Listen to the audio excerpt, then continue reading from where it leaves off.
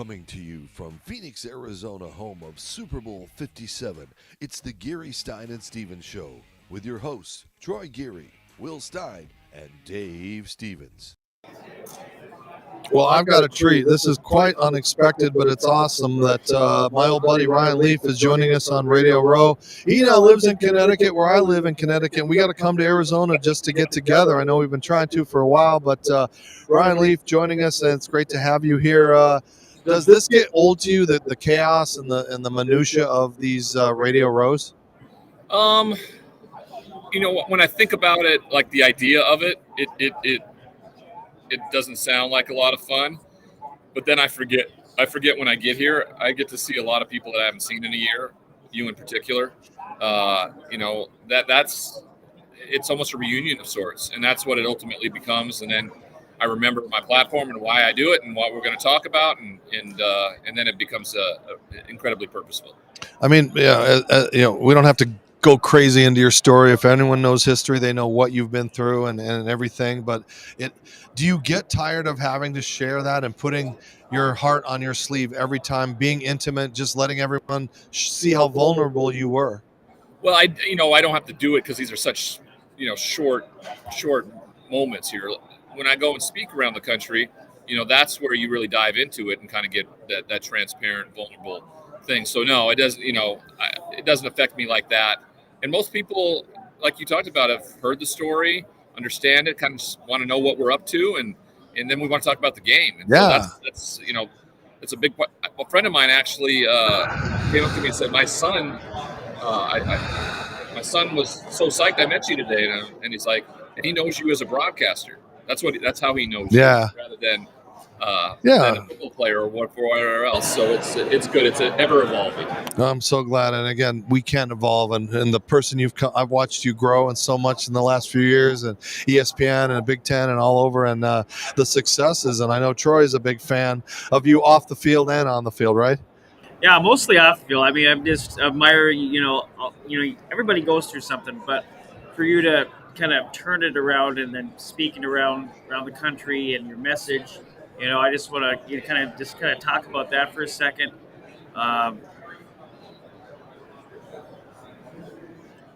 Yeah, because what you said as far as having to not talk about it, and we'll move on now. But I like that we can move on. I didn't hear if it was the end of a question. Oh, okay. I thought something messed on his. I think his mic went off, but no, it's incredibly purposeful, man.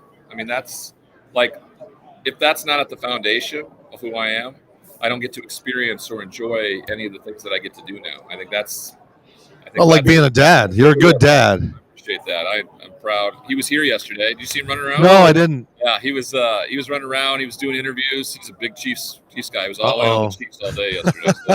So, he's finally starting to learn what his dad does, and that his dad played football and things like that. So he's starting to enjoy it a little bit. He's getting to the age where I can kind of take him to these types of things, and he can have a blast doing it. Are you going to ever have to have that conversation when in 5-10 years he Googles you and sees things that, again, you can be proud of who you are now? Like, I mean, you have to think about that? My wife and I actually were having a conversation about it the other day, whether we preempt it and have the conversation with him, or if, we wait until, kids can be brutal, and someone may try to bully him or make fun of his dad or something like that, right? And then he comes home with questions. I'd rather have him empowered and knowledgeable than to be surprised, I think, or something like that. I'm pretty sure we'll probably have a conversation with him. And I think it actually makes me a better dad because, I don't know if a lot of people would have a conversation around addiction and mental health and law, and the justice system and things like that. Why would you? I know my parents never had these conversations with me. Well, that's I don't think you guys are prepped enough when you're young, and all those things, the intangibles that they throw at you. That's why I was going to ask the next question. Is college football in trouble with what's going on with, being able to pay the students now, and then these students basically are free agents? It's like the NFL at an early age. We've got players that are now, they've played at a different college 4 years in a row. And now what we used to do under the table is above the table. Well, I think everything that is in the dark now in the light. I think that's great. I think advocating for players' rights is wonderful, and I don't think for a moment it's going to ruin college football. it doesn't matter who's playing. It's still going to be the team you root for. You may just not be able to invest in a roster for 5 consecutive years like you have been in the past. You may have a guy that comes in out of nowhere.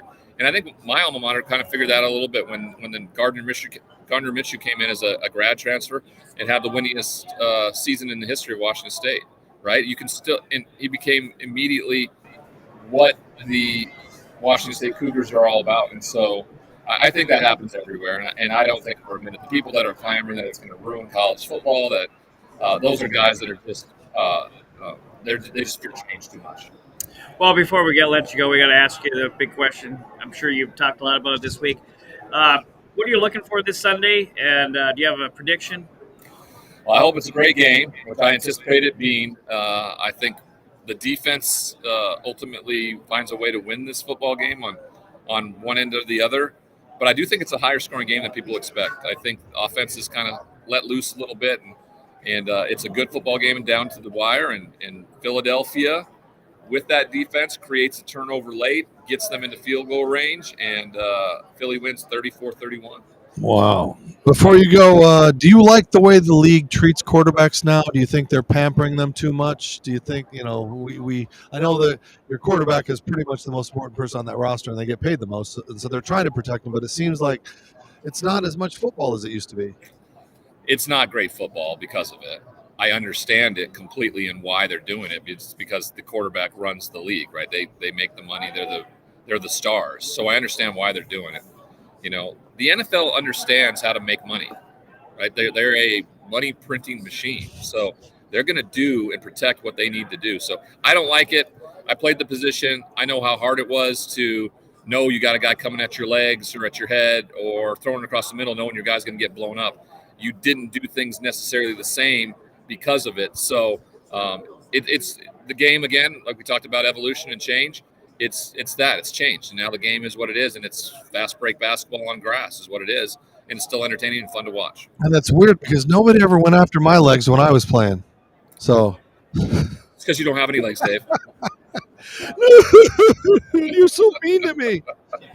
As we wrap up, where can people see you on TV, social media, everywhere? Because I know you're all over. You're doing stuff that I got to do too. I hate it as much as you do. I know it's great. I got a great opportunity to start working with PointsBet Sportsbook this year. We started my own show called The Straight Line with Ryan Leaf, 4 days a week. You can catch it on YouTube right now. It's become incredibly powerful and fun for me. We do a bunch of analysis, and then we dipped our toe into the sports betting side of things because it's the future, And I turns out I'm pretty darn good at it. I ended up 33 games over 500 this year. So anybody who was following me, trailing me this year, made some money. That sounds pretty good, man. So Ryan, thank you so much for joining us and just being, a friend. And I never forget the first time we ever sat down and had lunch together with my kids. Yeah. And it's just been nice to, again, let you be you and not bring up, the past and just, let you be the success that you are now. And I've just watched you on TV. I've watched you on all the, I was always curious though for you, that transition when everyone picked on you so much as an analyst.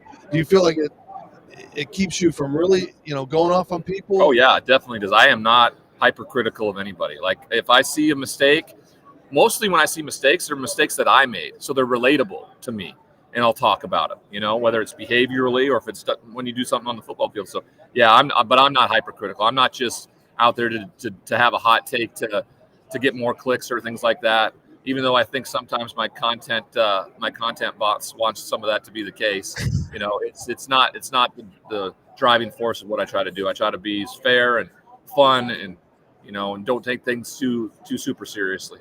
All right, Ryan Leaf joining us on Radio Row, wrapping up our day. Thank you, my friend. I hope we can get together when we get back to Minnesota and things cool down. But you're going to be starting college football. Connecticut. What did I say? Minnesota. Why'd you move to Minnesota, bro? I lived there 9 years. He's the one in Minnesota. It's been a long day. Yeah, really. That has. Thank you very much, Dave. All right, Ryan Leaf joining us on Radio Row. Just a good dude. And again, follow him, watch him, listen to him. He does a lot of good things. As Troy gets our ball signed that's going to wrap it up. This is it from Radio Row today. We're going to start bright and early. We got Andrew Zimmern joining us. If you've watched him from the Food Channel and Food Network, talking about the taste of the NFL and all those things NFL that are going to be going on this week. It is a great weekend for charity and parties and all kinds of stuff around town. But we're going to get out of here tonight, try to call it an early night, get some editing done, and get ready for tomorrow, because tomorrow is the NFL Honors. We'll be on the red carpet doing all that stuff for you, for Ability Media, for the Disability Channel, and for me. So I'm going to wrap up. I'm going to get something to eat and drink and call it a night for me here at Radio Row. For Troy, for Will, for everybody that's been a part of us, thank you. And again, we thank you for the people that support us and, of course, our sponsors. Fresh Clean Threads. You got that Super Bowl exclusive. Go to freshcleantees.com/GSS show. Use the code touchdown.